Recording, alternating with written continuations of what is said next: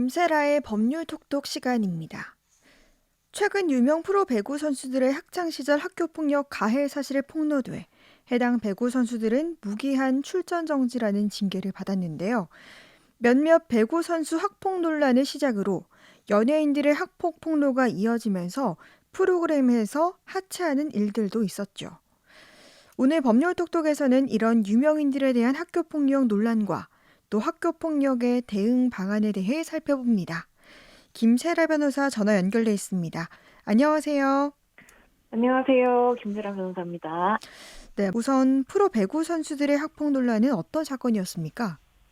네, 쌍둥이 선수로 유명한 이다영 선수죠. 네, 네, 흥국생명 소속 선수들인데, 둘은 뭐 쌍둥이이기도 하고, 또 예능 프로그램에도 출연하고, 또 상당히 인기를 누리던 선수들이었어요. 네, 그런데 이 선수들로부터 중고등학교 시절에 학교 폭력을 당했던 피해자들이 네, 이것들을 공개하면서 문제가 된 것인데, 네, 이 피해자들이 첫 피해자가 이거 공개하게 된 계기를 조금 간단히 말씀드리면, 원래는 피해자가 이 선수들이 TV에 얼굴 나올 때마다 괴로웠지만 그냥 음, 잊고 내 본업에 충실하면서 잘 살면 되겠다 이렇게 생각했다고 해요. 네, 공개할 생각이 없었는데, 근데 이제 이다영 선수가 팀 내에서 누군가에게 자신이 괴롭힘을 당하고 있다, 너무 힘들다라는 식의 이제 피해자 입장에서 그런 글들을 SNS에 올리기 시작을 한 거죠. 네,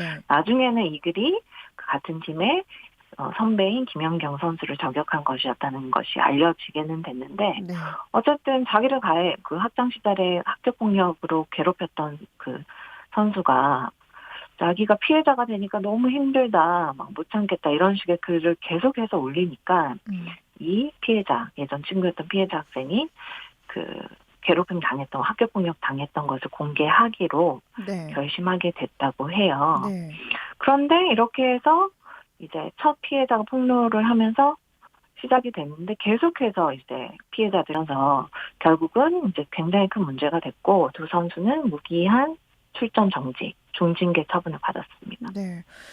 학교 폭력이기도 하면서 또 어떻게 보면 수없이 문제가 됐던 우리 스포츠계의 훈련을 빙자한 폭력, 그리고 신체 처벌의 악습이 이제는 이런 사태로까지 온 게 아닌가 하는 좀 씁쓸한 생각도 들어요.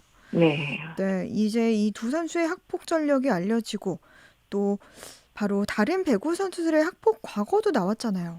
네, 배구 선수들이 계속 나왔죠. 이번 남자 배구 선수들한테까지 번지면서 네, 마치 배구 스포츠계 학폭 미투 양상이 되는 음, 모습이었어요. 먼저는 삼성화재 박상호 선수의 고등학교 시절에 집단 폭행 사실이 폭로가 됐고, 바로 박상호 선수는 어쨌든 학교 폭력 가했던 사실은 인정한다고 하면서 자진 은퇴를 했고요. 네, 또 최근에는 OK금융그룹의 송명근, 심경석 선수에 대한 것도 폭로가 됐는데, 네, 이제 피해자에 따르면 고등학교 1학년 때 이제 불러서 갔더니 노래를 시켰다고 하죠. 근데 노래를 잘 부르지 않는다고 급소를 가격을 당해서 고환 봉합 수술까지 받았다는 일이 폭로가 되면서 이제 네, 수술 진단서도 다 공개를 했고요. 음, 그런 일들이 지금 계속 발생하고 있고, 일단 그 두 선수는 피해자에게 연락을 해서 사과했다고는 하는데, 네, 근데 이게 지금 배구 스포츠계에서 그치지 않고 연예계 전반으로 학폭 미투가 확산되는 모습인데, 네, 뭐 조병규, 박혜수, 뭐 현진 등 아이돌, 그리고 연기자들의 그런 학폭 사실이 계속 폭로가 되고 있고, 일부 출연자들이 출연이 확정됐던 프로그램에서 하차하는 일들도 이루어지고 있고요. 네, 그래서 이 좀 공개된 내용들을 보면 가해 사실이 워낙 중대하고 피해자들이 10년, 수년간 참고 참다가 지금 이제 곧 이제 얘기를 하는 부분들이 있더라고요. 음, 그래서 지금이라도 학교 폭력을 저지르면 이제 나중에 이런 일들의 대가를 치르게 된다는 분위기가 되는 것은 바람직한 부분인 것 같지만, 네. 또 사실과 다른 그냥 근거 없는 무분별한 폭로도 있을 것이기 때문에 이 부분은 잘 구별되어야 할 것 같습니다. 네. 이 신체에 대한 폭행 행위가 학교 폭력임은 물론 범죄 행위인 건 분명하죠. 음. 그런데 요즘은 이 학교 폭력이 직접적 접촉 없는 사이버상에서 이루어지는 건 조금 다른 양상을 보이기도 한다면서요. 네, 요즘은 좀 그렇더라고요. 사이버 학교 폭력이라고 할까요? 음. 그러니까 카카오톡이나 페이스북과 같은 SNS 그런 메시지 이런 것들로 이루어지는 언어 폭력, 또 그 안에서 이루어진 집단 따돌림, 이 굉장히 많아지고 있는 것 같아요. 네.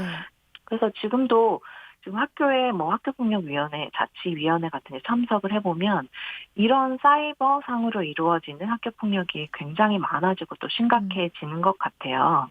그래서 요즘 학교에서는 아예 처음에는 반 아이들 전체 이렇게 들어가 있는 단체 채팅방이 있었는데 네. 그걸 아예 없앴더라고요. 그런 음. 일들이 너무 많아지니까 아예 그런 단체 채팅방은 만들지 못하게 금지를 하고 있더라고요. 네. 네. 그런데 이제 이런 사이버상의 괴롭힘 동안 당연히 학교 폭력에 해당하고요. 우리 학교 폭력 예방 및 대책에 관한 법률을 보면은 학교 내외에서 학생을 대상으로 발생한 상해, 폭행, 감금, 협박, 약질, 유인, 명예훼손, 모욕, 공갈, 강요.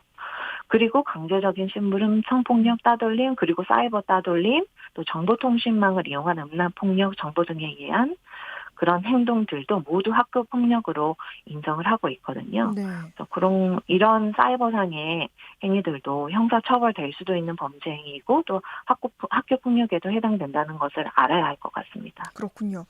근데 사실 이제 와서 이런 학폭 미투가 줄을 잇고 있는 건 뭐 예전에는 이렇게 학교 폭력이 있었어도 뭐 가해자와 피해자 모두 해결을 하거나 뭐 사과 없이 그냥 묻고 넘어가는 일들이 많았기 때문이 아닌가 싶습니다. 네, 그리고 가해자와 피해자 모두 청소년, 학생이잖아요. 이게 네, 장래를 위해서라도 지금 학교 폭력이 발생하면 잘 대응하는 게 좀 중요할 것 같은데 어떻게 네. 대응할 수 있을까요? 네, 맞아요. 지금은 확실히 인식이 많이 바뀐 것 같아요. 음. 부모님, 또 아이들, 학교 모두 인식이 바뀌어서 학교폭력 발생하면 되게 큰 사건이 되기도 하거든요. 네. 또 아이들이 이제 학교에서 배웠는지 바로 이제 학교폭력 신고 전화로 막 신고를 하기도 음. 하더라고요. 그러는 게 다행이기는 하지만 어쨌든 이게 가해자한테는 지금 이 연예인들이나 스포츠 선수들과 같이 나중에 다른 일을 할 때 발목을 잡는 과거가 될 수도 있는 것이고 네. 피해자 입장에서는 당연히 평생 잊혀지지 않는 트라우마와 고통이 될 수 있는 부분이기 때문에 음. 발생했을 때 잘 대응하는 것이 되게 중요할 것 같아요. 네. 그래서 이제 간략히 말씀드리면 피해 학생 같은 경우에는 학교 폭력을 당하게 되면 바로 신고를 하고요. 음. 신고를 하게 되면 학교 내에서 학교폭력 자치위원회가 열리게 돼요. 네. 그래서 가해 학생에 대해서 징계 조치가 이제 이루어지고 그 징계 조치에 대해서 피해 학생이 만족하지 못한다고 하면은 시도청에 소속되어 있는 학교폭력 대책 지역위원회에다가 재심을 청구할 수 있고요. 네. 그럼에도 만족할 만한 결과가 안 나오면 행정심판 또는 행정소송을 제기할 수 있어요. 음. 또 가해 학생 입장에서도 이제 이 불복을 할 수가 있는데 자신이 전학이나 퇴학 처분을 받은 경우에만 아까 말씀드렸던 재심 청구, 음. 시도청에 소속되어 있는 학교폭력 대책 지역위원회에다 재심 청구를 할 수 있고 이 전학이나 퇴학 처분 이외의 뭐 서면 사과라든지 학교에서의 봉사, 사회봉사 이런 처분들도 있거든요. 네. 그런 조치에 불복하는 경우에는 일단 재심을 청구할 수는 없지만 행정심판과 행정소송을 제기할 수 있습니다. 이런 부분을 잘 알아두시고 학교폭력이 발생하면 법률 전문가의 도움을 받으셔서 잘 대처하는 것이 중요할 것 같습니다. 네. 오늘은 학교 폭력 논란과 대응 방안 살펴봤습니다. 김세라 변호사였습니다. 고맙습니다. 감사합니다.